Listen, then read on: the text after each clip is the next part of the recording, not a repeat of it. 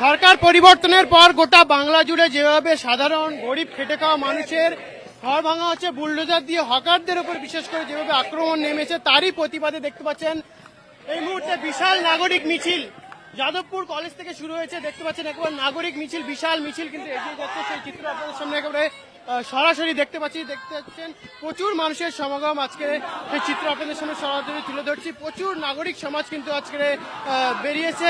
পুনর্বাসন ছাড়া যেভাবে হকার উচ্ছেদ করা হচ্ছে তারই প্রতিবাদে কিন্তু বিশাল মিছিল আপনাদের সামনে সেই চিত্র সরাসরি তুলে ধরছি। একেবারে দেখতে পাচ্ছেন যাদবপুর থেকে আপনাদের সামনে সেই চিত্র একেবারে তুলে ধরছি।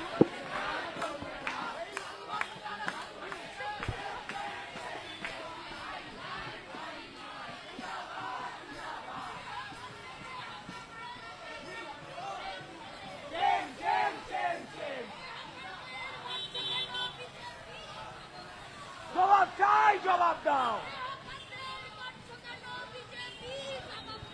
জবাব চাই, জবাব দাও।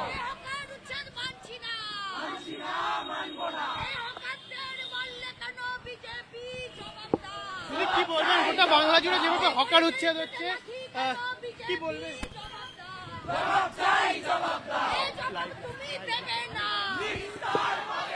কি দাবিতে আপনাদের মূলত আজকে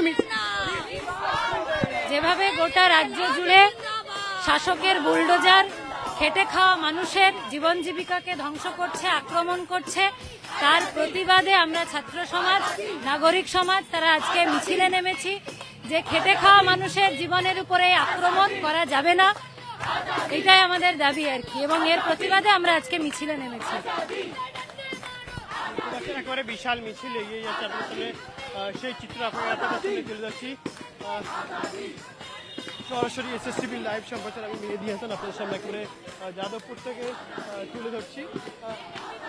কি বলবেন গোটা বাংলা জুড়ে যেভাবে হকার উচ্ছেদ করা হচ্ছে পুনর্বাসন ছাড়া? সরকার আসার আগে এক কথা বলেছিল, এখন দেখা যাচ্ছে অন্যরকম। কি বলবেন? না, এই বুলডোজার রাজ চলা উচিত না, গরিবের পেটে লাথি মারা এভাবে উচিত না। আর মানে পুনর্বাসন দিতে হবে, কারণ মানে আমরা গরিবের কথা না ভেবেই আমরা সবসময় মানে ভাবি যে এরকম মানে ডেভেলপমেন্ট করছি, কিন্তু ডেভেলপমেন্ট করে আমার মনে হচ্ছে যে এগুলো মানে ওদের যে জায়গাগুলো সেগুলো মানে আদানি আম্বানি এদেরকে দেওয়া হবে, তো এইটা আমি মানছি না। ধন্যবাদ।